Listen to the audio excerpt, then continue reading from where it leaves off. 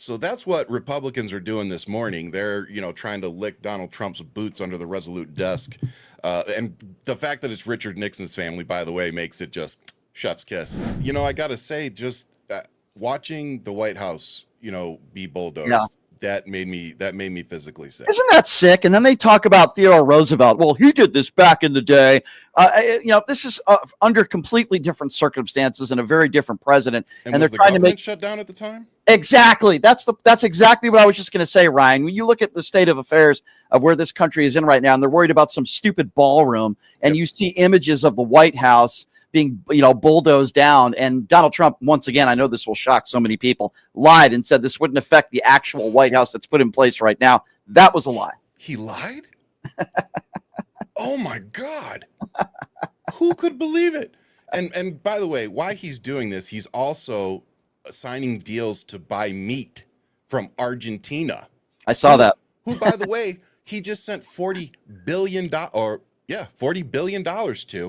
America first, though, Ryan. America first. Exactly. So you're sending them money for their economy. You're going to buy meat from them instead of American farmers. You got soybean farmers losing everything. But please tell me how America is great, because our gas prices haven't gone anywhere. Our grocery prices have gone up. So I'm just waiting for things to be great. How about you? Yeah, I mean, I can make a horrible joke, which I never would, and say that Stormy Daniels got paid $130,000 for 2 inches of Donald Trump's meat, but I would never make a joke like that because that would be very inappropriate. I think she got off better than us, honestly, at this point. Well, I don't know if she got off, but I heard he did in 13 seconds. But anyway, that leaves a bad taste in everybody's mouth. I didn't even realize I opened that door, but that was nice. So Ryan, besides the White House being bulldozed, yes, there's so much more to talk about. I'm going to play this audio a little bit later in the show, but it's so incredible to me. James Comer today, in a press conference with the Wiener Johnson, saying that there's no evidence that Donald Trump did any wrongdoing. There's no evidence that he did anything wrong with Epstein. And then he made the reference that, well, if there's anybody that we should be looking into, it's Bill Clinton. And we saw the evidence. And I'm thinking to myself, okay, if that's true, why don't you release your, all the investigation, release everything? We're supposed to believe James Comer? It's a joke. Yeah, but here's the other thing. Let me ask you a question, Brian. Do you care at all if Bill Clinton is in there and he gets held accountable? No, I want everyone to be held accountable that's in there. I don't care whether they have a D or an R next to the name. I really Clinton's don't. in it? Have at him. Exactly. I agree.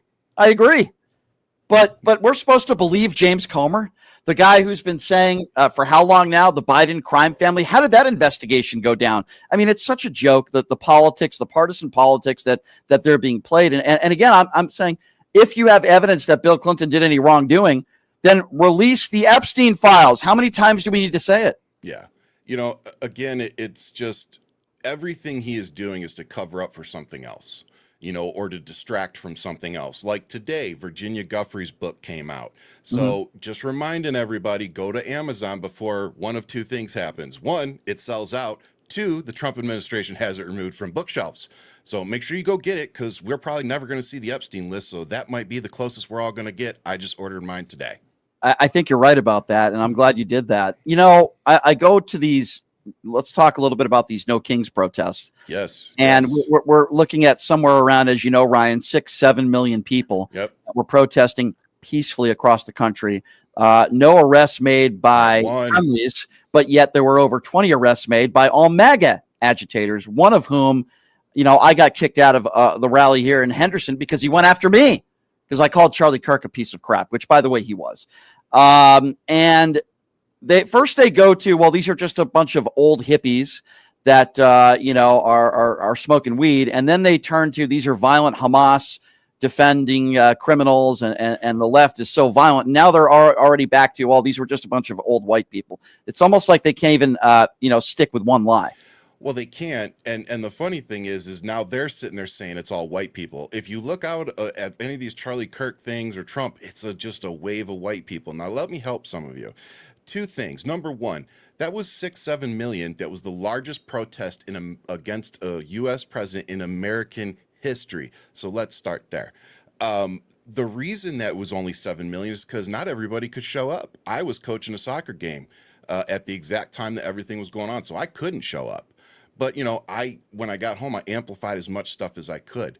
And then on top of that, people like my wife, black women who showed up and voted 80+% for Kamala Harris, they're not showing up to these things because the reality is Donald Trump and ICE and everybody else are trying to use people of color, really, but particularly black folks too, to escalate everything. So if they start showing up, the other side's going to start trying to escalate it even more. So in my opinion, black community showed up when it was time to vote. Maybe now it's time for all us white people, old and young, to start showing up and doing our part now that we see what's really happening. I agree, Ryan. And the people that are saying that, oh, these were just a bunch of old white people, those are the same MAGA morons that weren't at these rallies. I went to several of them. Yeah. And I can tell you that was not the case. There were people of all ages there. I met some listeners, which was a lot of fun. It looked like a Kamala Harris rally. What do I mean by that? It looked like America. It was a very diverse crowd, which is the way we both want it. We want it to look like America. It was very peaceful. These were good people, families, people who care about this country. The opposite of a hate America tour. That's exactly not what it was. It was, we love America, but we hate what Donald Trump and his administration are doing to this country. It's pretty simple to follow unless you're a MAGA buffoon who just wants to make excuses of the fact that this was the biggest country-wide protest in American history. Well, and I think we just all really have to keep in mind the fact that more people showed up to the No Kings protest than showed up to Donald Trump's inauguration. Mm-hmm. Either of them put together. Yep. That's why they're mad. That's why they're working so hard to diminish and try to downplay how many people showed up, because America, not Democrats, not liberals, Americans are upset. Americans are losing money that they don't have, while the rich are still getting richer and the rich are getting all these contracts. Mm-hmm. Who do you think the 700% in arms sales going to ICE? Who do you think's making money off that? Yeah, Trump's donors, Republican donors, the NRA people. Yep. They're the ones making the money off of all these weapons being purchased. Mm-hmm. And they're purchasing the weapons to use against us. You're right. Donald Trump is sitting there threatening us in the Oval Office, saying he has the right to invoke the Insurrection Act. That means, let me translate it for you guys, that means that he can have ultimate power to deploy the military into any American city he wants for pretty much any reason that he wants. You're right. In case you missed it yesterday, while they were bulldozing the White House, the Supreme Court said that Donald Trump can deploy the military or the National Guard into Portland against the state wishes, against the governor wishes. So wake up, folks. And while all this is going on, Ryan, and Donald Trump keeps lying and saying that he ended 8 wars, let's just backtrack a little bit here. J.D. Vance lying as well. A ceasefire has been broken. I thought it would last a week. It was officially broken yesterday. Israel and Hamas. Hamas started that. What they always do, just point fingers at each other. So, and while that's going on, and there is no peace in the Middle East, that was a lie. There is no end to the war. That was a lie. What's going on with the war in Ukraine? Well, it appears as though Donald Trump was trying to have another meeting with Vladimir Putin, and that just shriveled to nothing. And apparently Putin doesn't want it, and that's not going to happen. So he's made no progress. In fact, you could argue the opposite of progress with the war in Ukraine. Yeah. And when you look at this, he deserves the Nobel Peace Prize because his peace in the Middle East, it crumbled within days, literally hours. Yep. And yet we don't hear anything from MAGA Republicans other than he deserves the Nobel Peace Prize.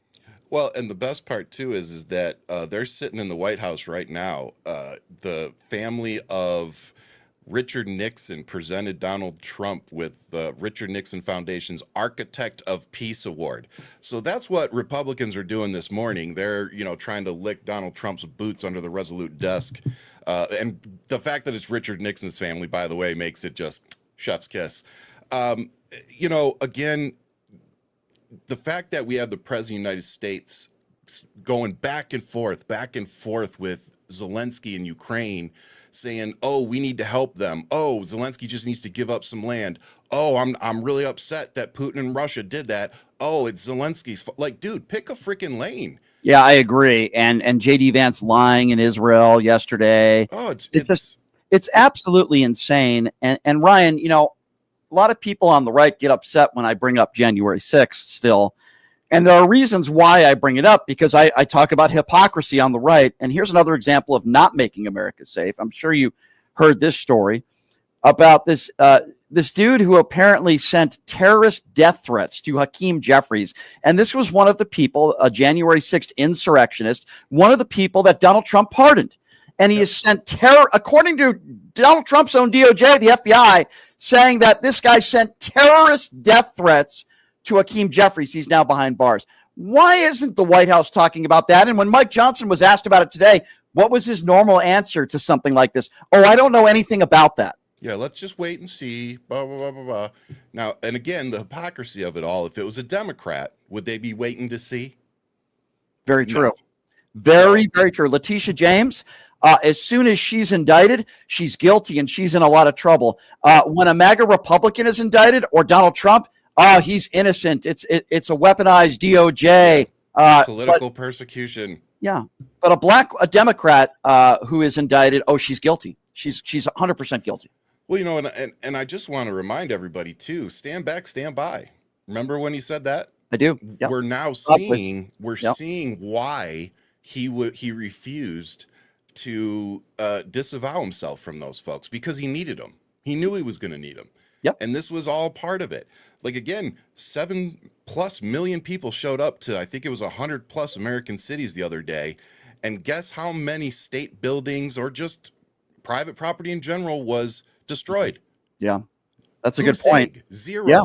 Now, let's go look at what the status of the Capitol was after that nice peaceful protest that MAGA had on January 6th. Now, let's compare how they acted that day to how liberals, which were apparently an Antifa terrorist organization, showed up to all the cities in America and happened to not damage anything. Yeah, it's really mesmerizing where we're headed right now. And I'm very worried about the immediate future, not just long term, but I will say this. I was very happy, and I'm sure you were, to see these large crowds, millions and millions of people across the country that protested peacefully. And it shows that a lot of good people out there that are willing to take time out of their very busy life to do that. And it really made me feel good that there's a lot of people like that out there, like us. Same thing, and I texted a couple of friends too that day, you know, just see how they were, make sure they got home safe, and we kind of said the same thing, like, man, that gave me a lot of hope. And then I texted them yesterday, and I was like, and then I watched the White House get bulldozed, and all hope, you know, all that hope was what a metaphor. Drained. What a metaphor, right? When he put us out that AI video crapping on people that were peacefully protesting, and then you see parts of the White House that are being torn down. It's almost like, you know, this is what he's doing to this country. He's crapping on all of us, ladies and gentlemen, and he's throwing a bulldozer and taking down the White House. I mean, that's really what he's doing with all of us. He's taking us all down with him, and that's really the way I see it. You know, he is, and that's why we all have to keep paying attention. Again, those 7 million people, those were the folks that could show up. There were a lot of Americans that had obligations they couldn't get out of Saturday, so they couldn't show up. So again, the fact that many were able to show up, and I just know that there's probably millions more that just couldn't make it, that were afraid they might lose their job if they got you know photographed out there. So many different reasons that somebody might not be out there. Doesn't mean when it comes time to vote, you know, next year, that they're not going to vote Democrat or they're not going to vote for whoever the liberal candidate is. It just means that they couldn't make it. So like you said, I was so encouraged by how many people showed up, that everything stayed so peaceful. That was my biggest concern, was that, you know, the police or whoever they sent in were going to, you know, kind of butt heads. And like you said, everybody that got arrested were all MAGA, you know, verified MAGA people. Some of them brought guns. And there's a couple videos where the protest, like, they just literally like sat on the guy, basically got the weapon away from him and just waited for the cops to come. They didn't beat him up or nothing. They just sat on him, waited for the cop to come. Yeah. So, I mean, it was perfect. I think it was as good as you could probably ask for a nationwide protest. Totally agree. Great turnout. It was peaceful, and the message was sent. Ryan, thank you for sending your message every day. Thank you for what you do with your multiple podcasts. You're a busy man.